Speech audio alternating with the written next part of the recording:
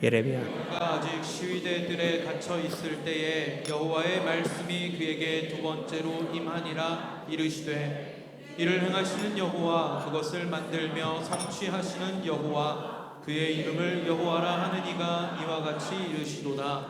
너는 내게 부르짖으라. 내가 내게 응답하겠고 내가 알지 못하는 크고 은밀한 일을 내게 보이리라.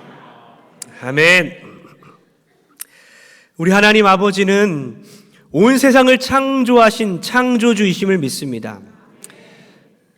그런데 왜 우리는 하나님의 형상대로 만들어졌는데 왜 이렇게 문제가 많고 왜 이렇게 힘들까요? 우리 하나님은 전능하신 분이시고 온 천지를 다스리시는 분임을 믿습니다. 그런데 왜 아직도 우리는 작은 문제들 때문에 끙끙 앓고 있을까요? 오늘 말씀은 예레미야가 시위대 뜰에 갇혀 있을 때에, 유다 왕궁의 시위대 뜰 감옥에 갇혀 있을 때에, 즉 예레미야가 그 감옥 가운데 있을 때, 문제 가운데 있을 때에 벌어진 사건입니다. 우리가 오늘 읽은 말씀의 1절에 그 예레미야가 시위대 뜰에 갇혀 있을 때, 아직 그곳에 있을 때에 그 다음 말씀이 정말 중요한데 뭐라고 적혀 있냐면요, 하나님의 말씀이 임하니라. 문제가 있을 때 말씀이 임합니다. 갇혀 있을 때 말씀이 임합니다. 절망 가운데 있을 때에 말씀이 임하는 줄 믿습니다. 성도님들은 어떤 감옥에 갇혀 있습니까? 어떤 문제에 갇혀 있습니까? 오늘 시위대 뜰에 갇혀 있는 우리들 얼마나 문제가 많겠습니까? 그러나 사방이 막혀도 말씀은 관통하여 우리에게 임하게 될 줄 믿습니다. 우리가 다 같이 한번 읽어보겠습니다. 다 같이 시작. 사방이 막혀 있어도 말씀은 관통하여 우리에게 임하십니다. 다시 한번 크게 시작. 사방이 막혀 있어도 말씀은 관통하여 우리에게 임하십니다. 사방이 막혀 있어도 말씀은 관통하여 우리에게 임하십니다. 할렐루야. 오늘 예레미야에게 하나님의 말씀이 임했는데요, 특별히 그 말씀의 내용이 뭐냐? 기도에 대한 내용입니다.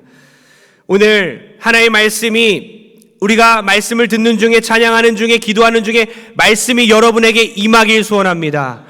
지금 기도에 대한 내용이 지금 진행이 되고 있는데요, 기도에 대해서 하나님은 우리에게 뭐라고 가르치시는지 오늘 본문을 통해서 깨닫는 여러분 되길 바랍니다. 기도란 무엇일까? 한번 따라합시다. 기도란 창조주 하나님께 질문하는 것이다. 예, 우리의 알고 있는 그 지식과 좀 다르죠? 다시 한번 따라합니다. 기도란 창조주 하나님께 질문하는 것이다.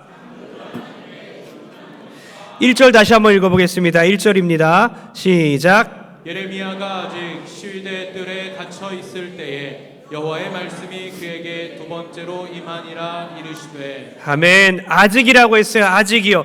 아직 문제가 해결 안 됐다는 것입니다. 아직도 여전히 그 상황이라는 겁니다. 아직도 갇혀 있을 때에, 아직 문제가 해결 안 됐을 때에 말씀이 임했다라고 합니다. 여러분, 왜 예레미야가 갇혀 있을까요? 왜 선지자 예레미야는 무슨 일이 일어났길래 이곳에 있는 것일까요? 예레미야는 예루살렘으로부터 북동쪽에 몇 킬로 정도 되는 그 거리, 작은 마을, 아나돗이란 마을에서 태어났습니다. 그리고 그곳에 성장했어요. 그러다가 젊은 시절에 선지자로 소명을 받습니다. 젊은 시절에 이제 신학생이 되고 목회자가 되는 것과 같아요. 그는 아비아달의 후손이었는데요, 아비아달은요, 솔로몬으로부터 이제 핍박을 받고 쫓겨나지요. 아비아달의 후손이라는 것은 면직된 제사장 가문 출신이라는 것입니다. 솔로몬으로부터 쫓겨난 대제사장의 가문이라는 것입니다. 그렇습니다. 예레미야는 작은 마을에서 태어났고 작은 지파 출신이며 쫓겨난 면직된 제사장의 그런 가문의 자손이었습니다. 그는 어려운 시절을 보냈고요, 그의 사역 가운데 어떤 열매도 없을 때가 많았어요. 예레미야가 회개하라 선포할 때는요, 사람들이 회개한 것이 아니라 오히려 그 메시지를 받아들이지 않았고 그를 핍박했습니다. 그가 살았던 동네에서는 그를 죽이려고까지 했어요. 그는 하나님의 명령에 순종하여 결혼도 하지 않았고요, 그는 최선을 다해 막 설교하는 설교자였지만 그가 설교할 때 누가 변합니까? 단지 2명 정도밖에 변하지 않았어요. 그렇게 그런 상황을 겪으면서 그는 꾸준히 하나님 영광을 위해서 계속해서 사명을 감당하고 있었습니다. 그는 자기 백성에 대한 사랑이 많아요. 눈물이 많은 사람이라서 눈물의 선지자라고도 일컫죠. 그런데 눈물의 선지자라는 별명 못지않게 그의 중요한 별명이 있는데 뭐냐면 인내하는 선지자입니다. 인내하는 선지자. 그는 단호한 성품이 있었고요. 강인한 성품이 있었어요. 눈물도 많았지만 단호했고 강인했습니다. 사역에 열매가 없어도 우리 사랑하는 성도님들, 사역하다가 열매가 없을지라도 마음을 단단히 먹으시고 끝까지 예레미야처럼 사명 감당하는 여러분 되길 바랍니다. 그 당시 이스라엘 백성들은 하나님께 죄를 지었어요. 우상 숭배에 빠졌고 성전을 더럽혔습니다. 그리고 회개를 도무지 회개하지 않는 민족이었어요. 그리고 폭력과 압제를 일삼았습니다. 하나님은 이스라엘 백성이 계속 죄를 짓도록 내버려 두지 않았지요. 그래서 예레미야 선지자를 통해서 100번이나 넘게 회개하라, 회개하라, 회개하라 선포합니다. 회개하면 돌이키면 용서받고 치유받을 것이다. 회개하라 라고 하는 거예요. 그러나 하나님은 회개하는 백성은 반드시 치유하시는데 그들은 회개하지 않아요. 선지자 예레미야는 애통해합니다. 결국 유다 백성들은 자기 죄를 회개하지 않자 하나님께로부터 철퇴를 얻어맞죠. 바벨론이란 강대국으로부터 핍박을 받게 되고 이제 철퇴를 맞는 것입니다. 유다를 심판하게 되는 바벨론의 그 무시무시한 철퇴를 맞게 되는 거예요. 이제 예루살렘은 포위됐습니다. 이제 1년 후면 완전히 예루살렘이 함락되게 됐어요. 바벨론의 느부갓네살 왕이 이제 예루살렘 성을 공격하고 함락시키기 일보 직전이에요. 그런데 불구하고 시드기야 왕은, 유다 왕 시드기야는 그것을 믿지 않았습니다. 하나님의 말씀 믿으면, 순종하면 포로로 끌려갈지라도 70년 만에 돌아오게 될 것이고 다시 회복될 것이다. 그렇게 분명히 약속해 주셨는데 불구하고 그런 바른 말하는 예레미야를 싫어하고 감옥에 가두어요. 여러분, 바른 말하는 사람들을 세상은 싫어합니다. 때론 여러분의 친구들도 싫어해요. 바른 말하고 하나님의 말씀 전하면 싫어할 때도 있어요. 예레미야 32장, 바로 이 전장에 하나님의 말씀이 첫 번째로 임합니다. 오늘 우리가 읽은 본문에는 두 번째 임한다 그랬어요.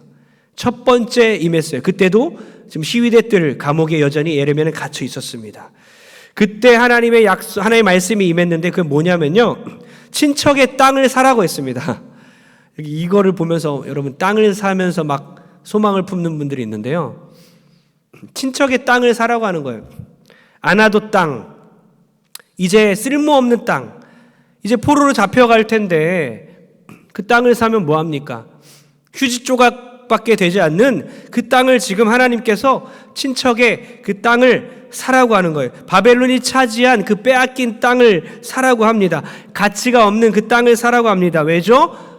땅값 오르니까? 아니에요. 땅값 오르니까 일단 사라는 게 아니라 회복될 것이니까, 돌아올 것이니까, 하나님의 약속이 임할 것이니까 땅을 사라는 거예요. 그러니까 이 땅을 사라는 말씀은요, 땅값 오르니까 하나님께서 힌트를 주는 내용이 아니라 하나님의 약속, 신실한 약속이 이루어지기 때문에, 하나님이 사랑하는 그 백성들, 이스라엘 백성들을 돌아오게 할 것이기 때문에 그 땅을 믿음으로 사라는 그 약속에 대한 신뢰를 말하는 거예요. 그리고 나서 이제 33장 1절로 이어집니다. 여러분, 우리가 성경을 보면서 제가 아주 많이 강조하잖아요. 한 구절만 빼서 읽으면요, 낭패를 보게 되고 신앙이 자라지 않아요. 잘못된 신앙 생활을 하게 되고요, 잘못된 하나님에 대한 지식을 갖고 살게 됩니다. 33장으로 이어집니다. 이런 상황에서 이제 두 번째 말씀이 임했다라고 시작하는 거예요. 여전히 아직도 32장처럼 그 전장처럼 여전히 예레미야는 시위대 뜰 안에 감옥에 갇혀 있는 거예요. 아직 시위대 뜰에 갇혀 있을 때에, 상황이 호전되지 않을 때에 그런 그에게 하나님의 말씀이 임하는 거예요. 여러분, 살려달라고 하소연하지 않는 예레미야, 하나님이 이런 상황 가운데 그를 살려주겠다, 그를 감옥에서 벗어나게 해주겠다, 이런 내용이 아니에요. 오히려 하나님은요, 창조주 하나님임을, 자신이 창조주이심을 나타냅니다. 나는 창조주다라고 말씀하시는 거예요. 2절을 다 같이 한번 읽겠습니다. 2절이 얼마나 중요한 구절인가요? 2절 다 같이 읽겠습니다. 시작. 이를 행하시는 여호와 그것을 만들며 성취하시는 여호와 그의 이름을 여호와라 하느니가 이와 같이 이르시도다. 아멘. 여러분 이거 구절과 짝을 이루는 구절이 뭐 같아요? 이를 행하시는 여호와 그것을 만들며 성취하시는 여호와. 짝을 이루는 구절이 어떤 곳일 것 같아요? 성경 66권 중에 좀 앞으로 가서 멍합니다. 지금 멍해요. 창세기. 맞죠? 우리 저번에 기프티콘 받은 학생들 정신 바짝 차리십시오. 창세기 1장 1절. 다 같이 1장 1절을 외워보겠습니다. 다 같이 크게 시작. 태초에 하나님이 천지를 창조하시니라. 할렐루야. 우리가 다 아는 말씀이죠. 태초에 하나님이 천지를 창조하시니라. 이 구절과 짝을 이루는 거예요. 이를 행하시는 여호와 그것을 만들며 성취하시는 여호와 그의 이름을 여호와라 하는 이가 이같이 이르느니라. 갑자기 왜요? 갑자기 지금 시위대 뜰에 여전히 갇혀있는 예레미야에게 이를 행하시는 여호와, 창조주 하나님, 나는 창조주다. 나는 모든 것을 지어서 만드는 모든 만물을 창조하는 하나님이다 라고 하나님은 당신의 존재를 천명하고 계신 거죠. 여기서 창조하다는 단어는 히브리어로 바라라고 합니다. 우리 바라 해볼까요? 시작. 바라. 아주 쉽죠? 이거는 또 외우고 계세요. 바라. 창조. 하나님이 창조하셨다는 것은 바라를 말합니다. 바라는 뭐냐면요, 무에서 유를 창조하는 거예요. 어떤 물질을 없는데 있게 하는 것을 바라라고 합니다. 하나님은 지금 창조하는 것 가운데 바라라는 단어를 사용하셨어요.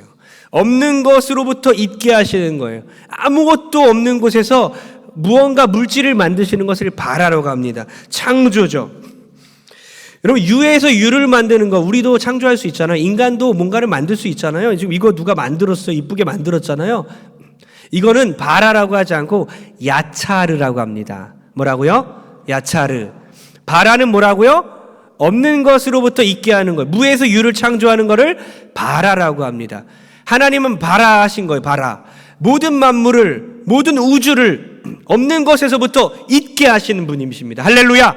근데 우리는 어떻게 합니까? 우리 인간들은 뭔가를 만들죠. 뚝딱뚝딱 열심히 만드는데 있는 재료를 통해 만드는 거예요. 하나님 나무를 만드셨지만, 나무를 바라 창조하여 만드셨지만, 인간은 어떻게 합니까? 그 나무를 사용하셔서, 원목을 사용하셔서 이 오크라는 원목으로 책상을, 강단을 만드는 거예요. 우리는 야차르 하는 거죠. 있는 것을 통해서. 하나님은 나무를 만드시고 없는 것으로부터 물질을 만드시지만, 또 놀라운 것은 나무가 한 그루도 없는 땅에서 나무를 만드시는 분임을 믿습니다. 여기까지 가야 되는 거예요. 온 우주를 자연스럽게 만들으셨죠. 그러나 그것 이전에 아무것도 없는 땅에서 하나님 만드시는 분이에요. 우리 창조주 하나님이 만드신 이 세상에 우리가 살아가고 있는 거예요. 하나님이 무언가 말씀하시면 되는 겁니다. 빛이 있으라 하시니 빛이 있었습니다. 해달별이 있으라 했으니 해달별이 있었고, 땅을 비추라 하니까 땅을 비추었습니다. 그대로 되니라. 그대로 되니라. 하나님 창조주 하나님이십니다. 심지어 광야의 길을 만들고 사막에 강을 내시고 마른 땅을 샘물이 되게 하시는 분임을 믿습니다. 시편 107편 41절을 다 같이 읽겠습니다. 시작. 궁핍한 자는 그의 고통으로부터 건져주시고 그의 가족을 양떼같이 지켜주시나니. 아멘. 창조주 하나님께서는요, 우리의 고통으로부터 우리를 건져주시고 우리 가족들을 양떼같이 지켜주실 줄 믿습니다. 할렐루야. 그 창조주 하나님이 우리를 지켜주신다는 말씀이에요. 적군에게 포위되어 있는 이 선지자 예레미야, 감옥에 갇혀있는 이 선지자 예레미야, 그에게 하나님께서는요 자신이 창조주이심을 상기시키는 것입니다. 여러분, 이것을 우리에게 이 상황에 가져와야 되는 거예요. 우리는 어려울 때 무엇을 위해 기도합니까? 우리의 기도 제목은 무엇입니까? 우리가 알고 있는 그 기도의 정의는 무엇입니까? 생각해 보십시오. 경제적으로 너무나 힘들어요. 물질이 부족해요. 나가는 게 너무나 많잖아요. 이거 나가야 되고, 기본적으로 월급이 들어오면 나가는 게 막 수두룩빽빽하죠. 남는 게 없어요. 어떡합니까? 카드 빚으로 계속 돌고 맞고 하면서 계속 그렇게 살아가는 인생들이죠. 아닌가요? 건물 몇 개씩 다 있나요? 그런 우리 가운데 하나님 어떻게 기도합니까? 물질의 복 달라고 기도하겠죠. 육체의 질병이 끊이지 않잖아요. 몰랐어요. 저는 20대 때 한 번도 아픈 적이 없기 때문에 병원도 간 적이 없는데 이게 아니더니 30알이, 40알이, 이제 50알이, 60알이 넘어갈 때마다 큰 병들이 있고 꾸준히 잔병들이 있겠죠. 육체의 질병 가운데 무엇을 기도합니까? 고통당할 때마다 하나님 살려주세요. 도와주세요. 낫게 도와주세요. 건강 좀 지켜주세요.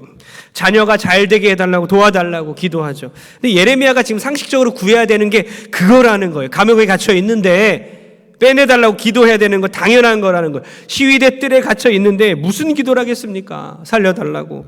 지금 체면이 말이 아니라고. 도와달라고. 그런 그에게 하나님께서는 내가 빼내줄게 살려줄게 하지 아니하시고 창조주 하나님의 그 창조성을, 창조의 능력을 보여주시는 것입니다. 그것이 기도응답인 거예요. 그것보다 기도응답이 어디 있겠습니까?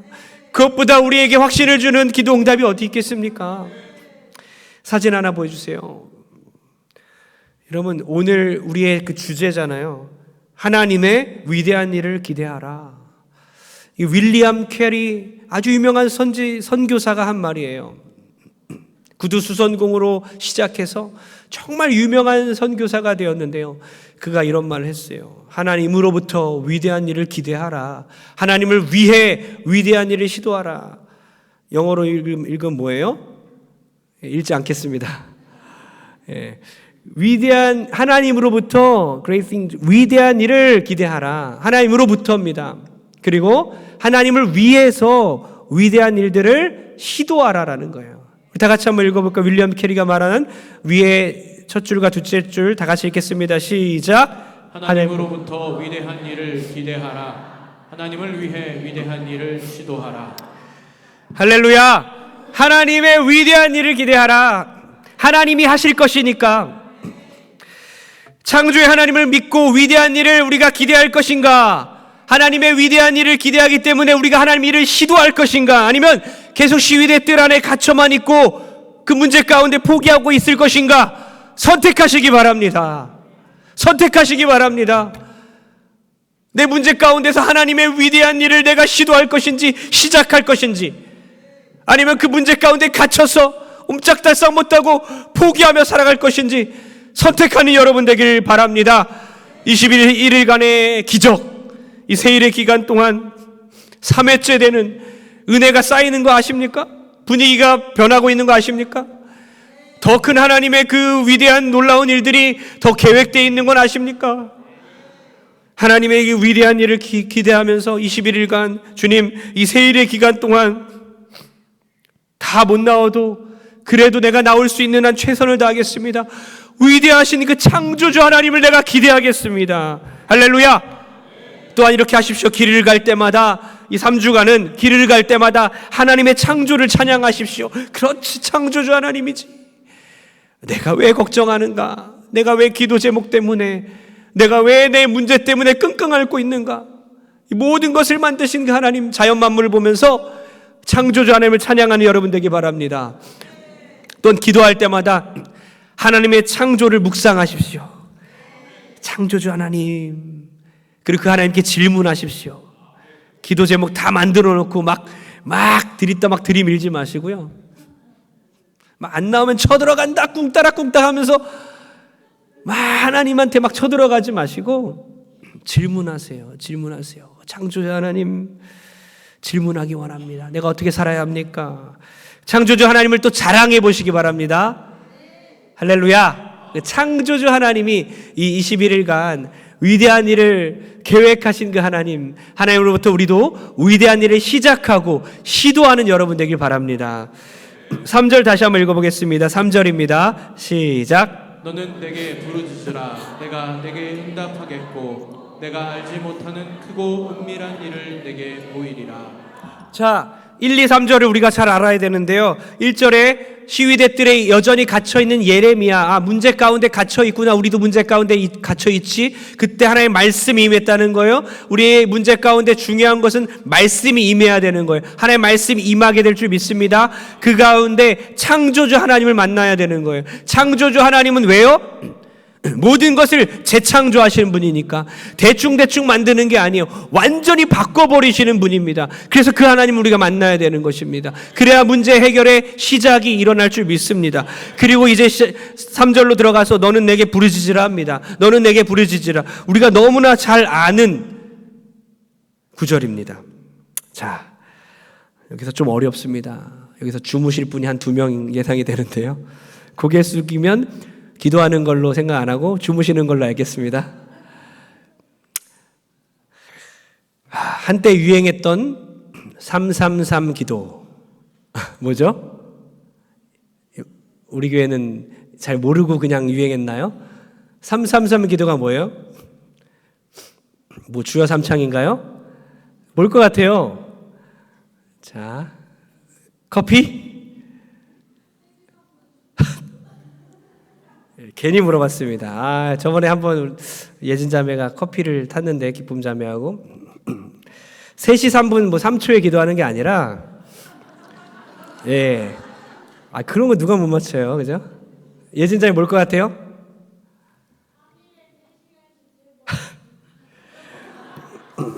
(3일에) 3시간씩 3번.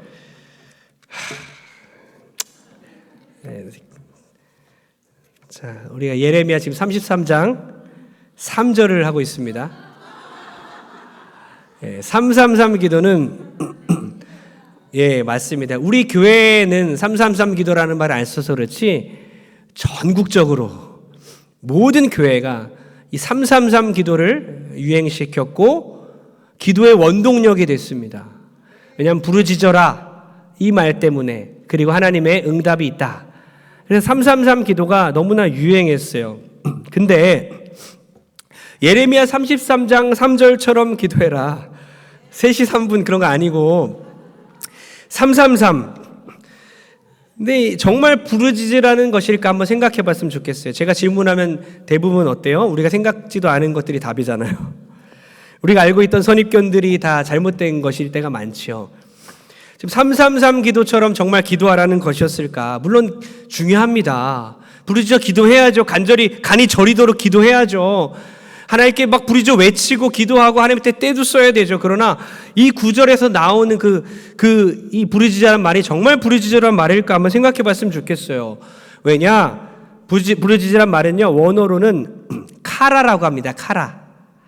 카라티 할 때 카라입니다. 뭐 가수들도 있는 것 같아요. 카라는 뭐냐면요, 누구야? 라고 부르는 거예요. 소리 지르면서 막 부르는 게 아니라 그냥 말 그대로 장로님, 권사님, 집사님 이렇게 부르는 거예요.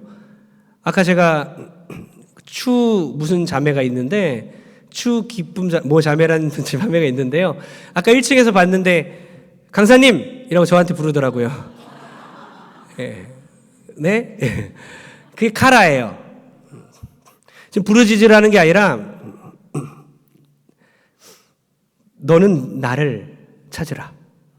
너는 나를 부르라. 너는 나에게 구하라.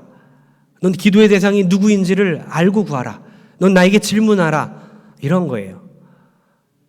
막 기도의 태도로보다는요, 기도의 대상을 말하는 거예요.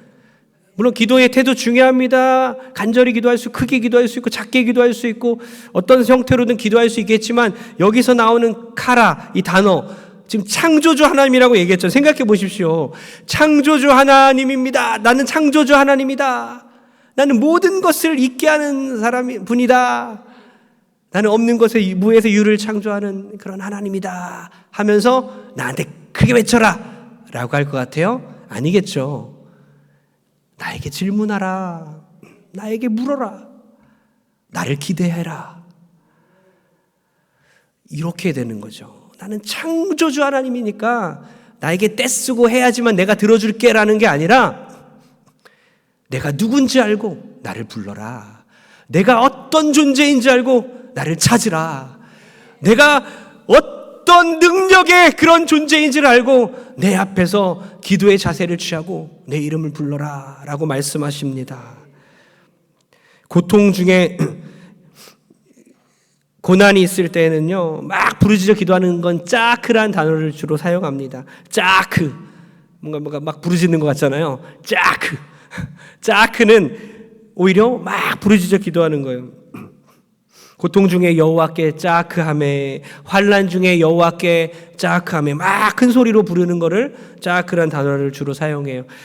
그런데 지금 뭐라고요? 하나님을 부른다, 카라 한다. 하나님, 창조주 하나님.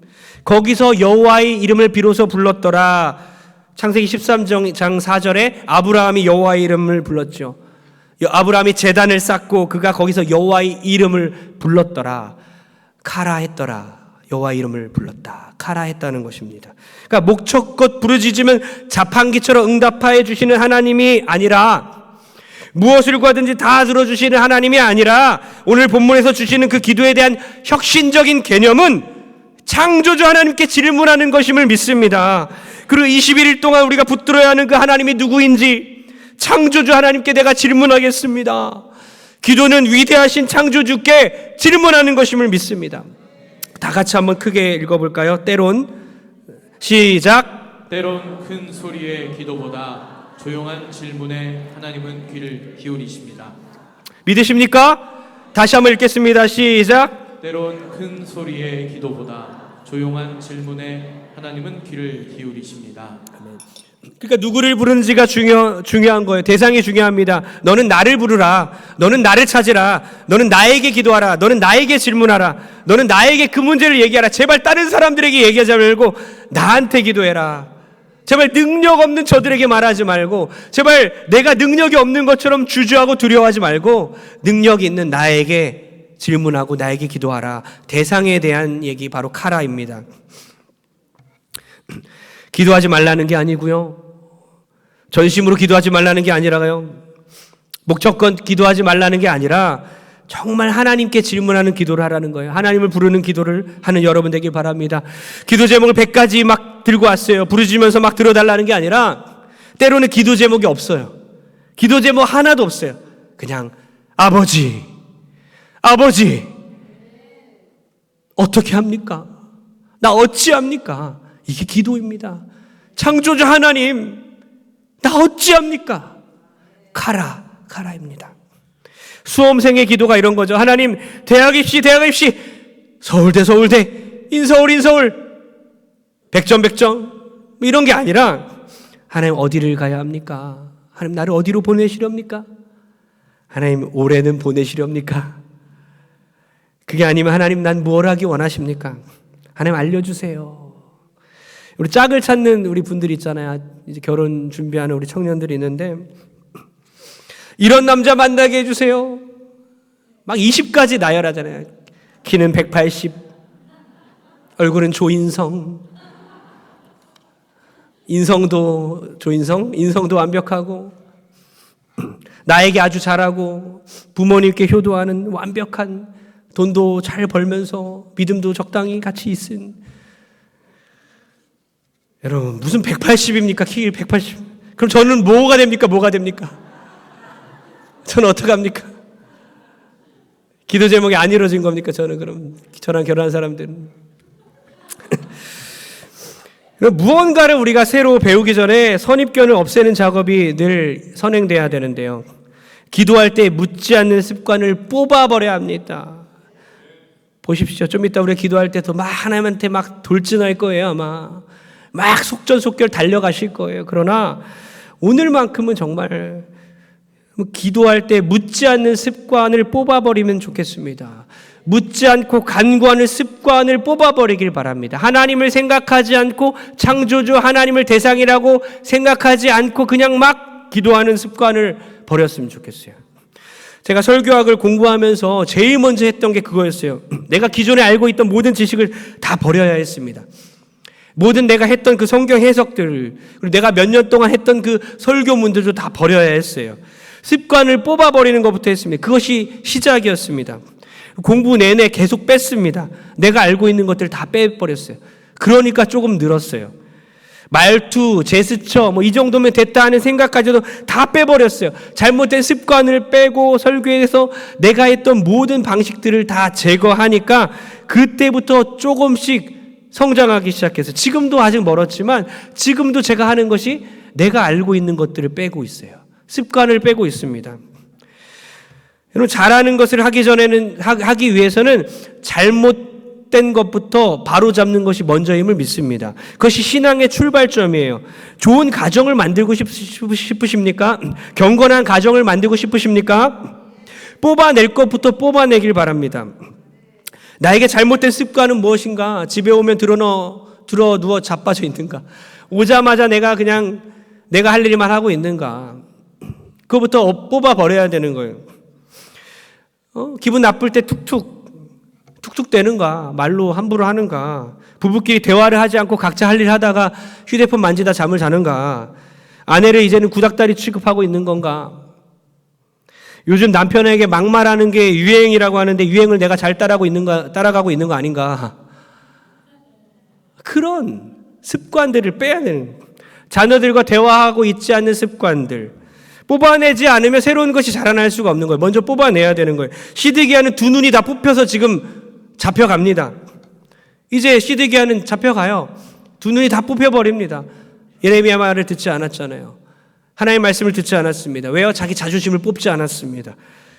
자기 고집을 뽑지 않았어요. 불순종을 뽑지 못했습니다. 그래서 두 눈이 뽑혀버렸습니다. 여러분, 강제로 뽑히기 전에 자존심과 고집을 뽑기를 주의 이름으로 축복합니다. 삼손은 두 눈이 뽑혀서 그제서야 마지막에 더 큰 사역을 했습니다. 바울은 두 눈이 멀어서 하나님의 뜻을 깨닫고 발견했습니다. 우리가 뽑아야 할 것을 뽑고 제거하여 이제는 기도할 때도 어떤 신앙의 형태라든지 우리가 말씀 읽고 기도하고 예배하는 모든 습관들 가운데 잘못된 것부터 뽑고 새롭게 다시 시작하는 여러분 되길 바랍니다. 우리가 21일 동안 뽑혀야 되는 자존심과 선입견과 가정에서의 잘못된 행동들, 교회에서의 잘못된 습관들은 무엇인가? 예레미야 선지자가 부름받을 때 뭐라고 합니까? 예레미야가 1장에 보면요, 부름받을 때 뭐라고 합니까? 아이라서 그런 게 아니라 그냥 이렇게 고백해요. 슬픕니다. 나는 아이라서. 아이와 같다는 거예요. 아이처럼 나는 말을 못합니다. 너무나 슬픕니다. 나는 아이라서 아이처럼 말을 못합니다. 말을 할 줄 모릅니다. 그러니까 그가 어른이라는 생각부터 뽑아버렸어요. 어른이라는 그 생각부터 그냥 제거해버렸습니다. 사랑하는 성도님들, 잘못된 습관, 죄성, 자아 뽑아버리는 게 어떻겠습니까? 한 가지씩만이라도 뽑아낸 여러분 되기 바랍니다. 잘못된 기도의 습관 뽑아내시고 위대하신 창조주 하나님께 겸손하게 질문하는 기도를 꼭 하는 여러분 되기 바랍니다. 또 하나 우리가 기억할 수 있는 중요한 것은요, 기도란 아까 뭐라 그랬죠? 기도란 창조주 하나님께 질문하는 것이다. 그럼 기도 응답은 뭐냐? 기도 응답은 창조주 하나님께서 주시는 것이다. 아이러니하죠? 기도란 창조주 하나님께 질문하는 것이고 기도 응답이란 창조주 하나님께서 주시는 거예요. 뭘요? 우리가 알지 못하는 기도 응답을 주십니다. 우리가 알지 못하는 크고 은밀한 비밀한 것을 우리에게 보여주시는 것이 바로 기도 응답이에요. 여러분, 창조주 하나님께 응답받는 거예요. 위대한 일을 행하시는 하나님께 질문하시면 위대한 일을 행하시는 하나님께 응답받을 줄 믿습니다. 3절 다시 한번 읽겠습니다. 3절 시작. 너는 내게 부르짖으라. 내가 내게 응답하겠고 내가 알지 못하는 크고 은밀한 일을 내게 보이리라. 내가 알지 못하는 크고 은밀한 일, 감춰진 일이에요. 적어도 우리의 기도 제목과는 다른 일인 거예요. 적어도 우리의 기도 제목들보다 더 위대한 거예요. 적어도 우리의 기도 제목들과는 완전히 다른 것일 수가 있어요. 고작 우리의 기도 제목들, 나열하고 있는 것들, 늘 끙끙 앓고 있는 것, 그 이상의 것도 우리가 알지 못하는 크고 위대한 비밀한 것들을, 감춰진 것들을 하나님께서 보여주실 줄 믿습니다. 예레미야에게 그것을 보여주시는데요. 15절 다 같이 읽겠습니다. 15절입니다. 시작. 그날 그때에 내가 다윗에게서 한 공의로운 가지가 나게 하리니 그가 이 땅에 정의와 공의를 실행할 것이라. 아멘. 그날 그때 내가 다윗에게서 한 공의로운 가지가 나게 하리니 누구이겠습니까? 예수님입니다. 가지는 히브리어로 넷제르라고 합니다. 넷제르. 예수님이 어디서 태어나신 나사렛 예수 그리스도라고 하잖아요. 비슷하죠? 넷제르는 바로 나사렛을 말하는 거예요. 나자렛, 넷제르. 가지는요, 나사렛 예수 그리스도를 일컫고 있는 것입니다. 그날 그때 내가 다윗에게서 한 공의로운 가지가 나게 하리니. 이미 다윗 왕조는 지금 끝나버렸어요. 시드기야 왕을 끝으로 이제 다윗 왕조는 끝납니다. 그리고 나서 400년의 침묵기가 흐르지 않습니까? 그러나 그 시기를 다 지나서 다윗의 후손 예수님이 오실 것이다. 공의와 정의를 행하실 예수 그리스도, 우리 죄를 용서하시고 십자가를 지고 못 박혀 돌아가실 예수 그리스도, 언약 백성을 구원해 주실 예수 그리스도, 그가 오실 것이다. 바로 뭡니까? 하나님의 크고 은밀한 일은 바로 누굽니까? 예수 그리스도. 할렐루야. 하나님의 크고 비밀한 일, 하나님의 크고 은밀한 일은 바로 예수 그리스도. 예수 이름에 권세가 있고, 예수 이름에 능력이 있고, 예수 그리스도 이름으로 우리가 생명을 얻고, 예수 그리스도 이름으로 우리가 영생을 얻는 줄 믿습니다. 예수 그리스도 이름으로 우리가 회복될 줄 믿습니다. 사방이 막혀 있고 감옥에 갇혀 있어도, 문제 가운데 갇혀 있어도 오직 예수 그리스도로 인하여 모든 문제가 해결될 줄 믿습니다. 얼마나 대단하신 분, 우리의 크고 위대하신 분, 우리가 가진 모든 문제가 얼마나 대단하길래, 얼마나 대단하겠습니까? 그러나 크고 은밀한 일을 행하시는 분, 우리에게는 더 위대하신 예수님이 있는 줄 믿습니다.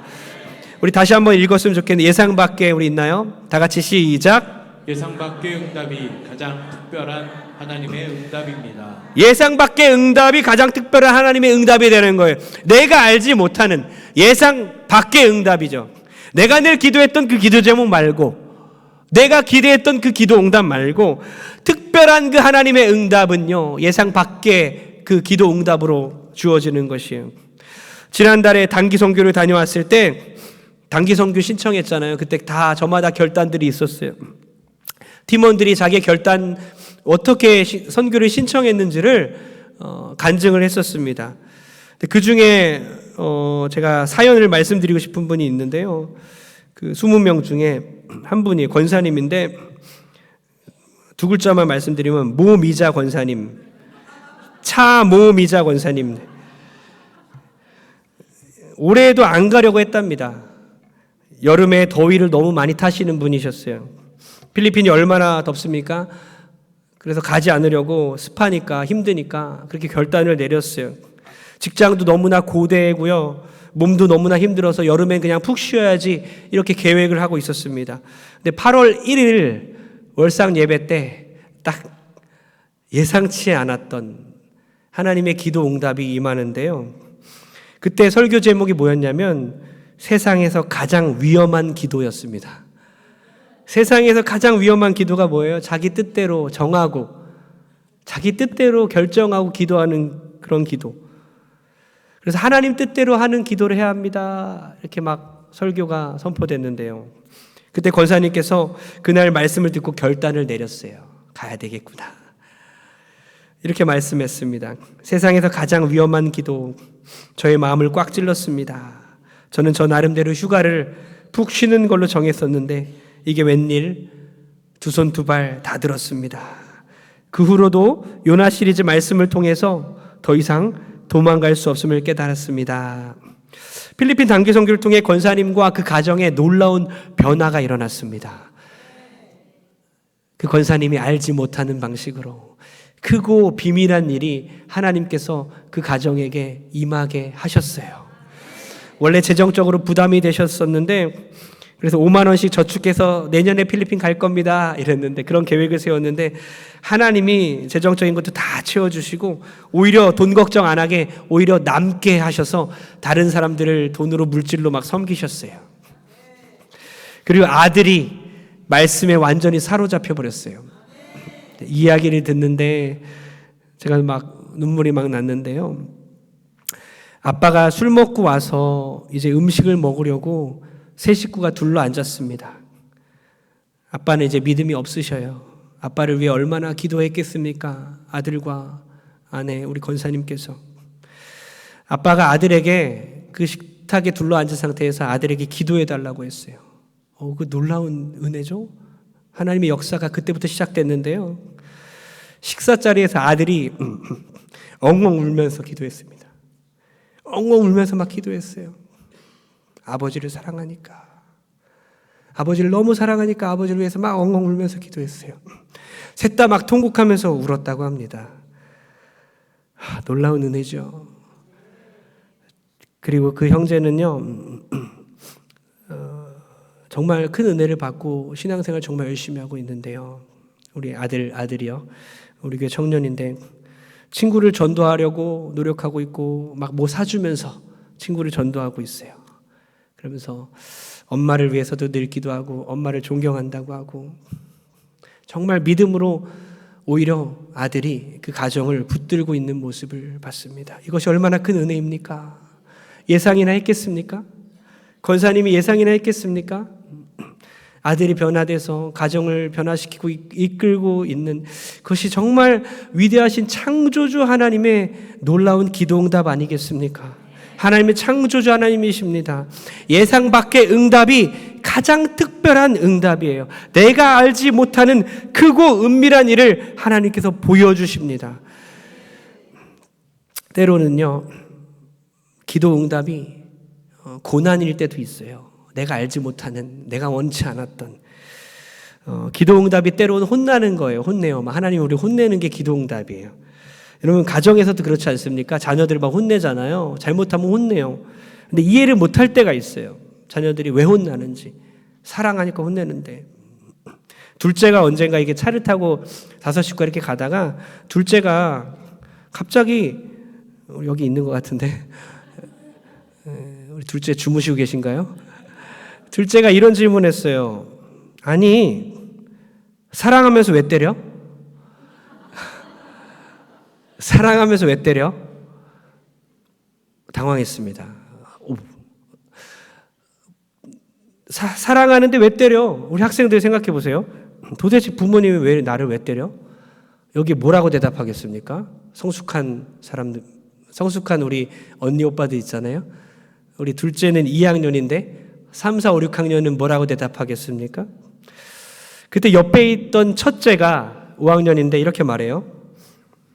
야, 사랑하니까, 우리를 사랑하시니까 자녀가 바른 삶을 살게 하려고 때리는 거지.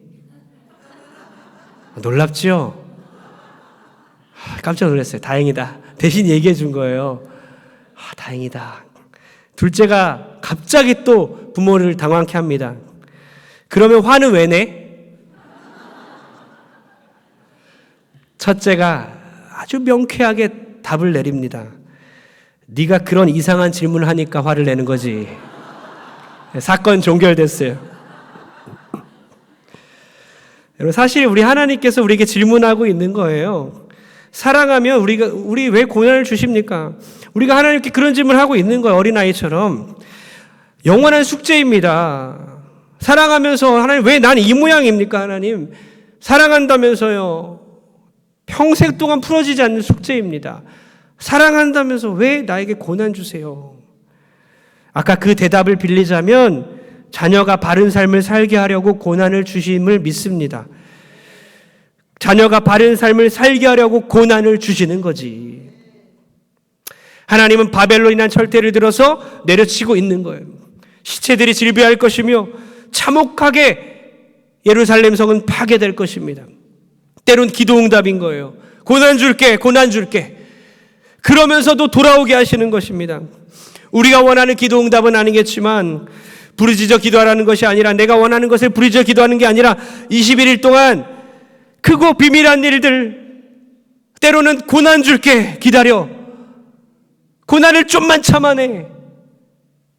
그것이 우리에게 응답이 될 줄 믿습니다. 마침내 하나님 그 결과는 뭡니까? 고난으로 끝나는 것이 아니라 결국엔 하나님의 약속은 성취되는 것입니다. 하나님 우리에게 복 주시는 분임을 믿습니다. 결국에는 기도 응답이 내가 이해할 수 없는 방식으로 때론 혼나는 것일 수도 있겠지만 고난받는 것일 수도 있겠지만 결국에는 우리에게 은혜를 베풀어 주시는 하나님임을 우리가 믿습니다. 결론 내립니다. 오늘 여러분에게 말씀 듣는 중에 기도하는 중에 어떤 말씀이 임했습니까? 뭐라고요? 기도란 부르짖기 전에 창조주께 질문하는 것이구나. 할렐루야.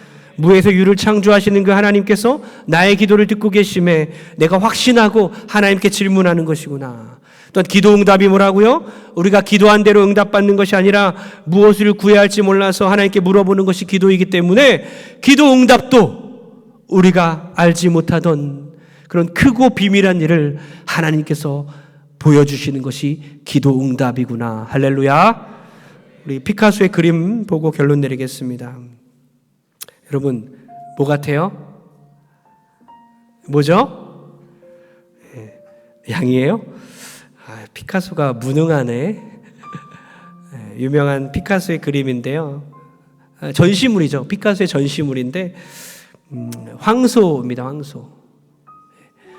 이게 어떻게 이것이 만들어지게 됐느냐가 아주 중요해요.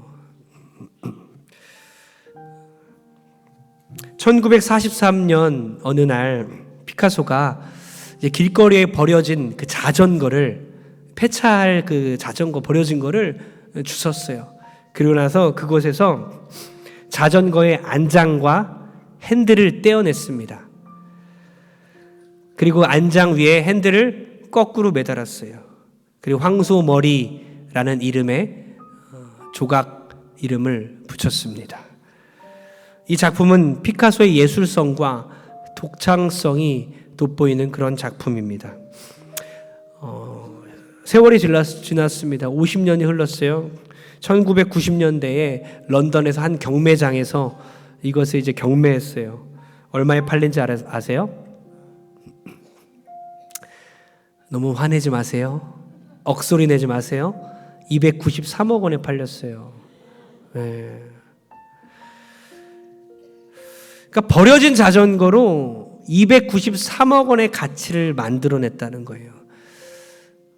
여기서 아주 중요한 깨달음이 있는 거죠. 사람도 인간도 버려진 것을 통해서 그 귀한 가치의 창조물을 만들 수 있는데 우리를 너무나 사랑하시고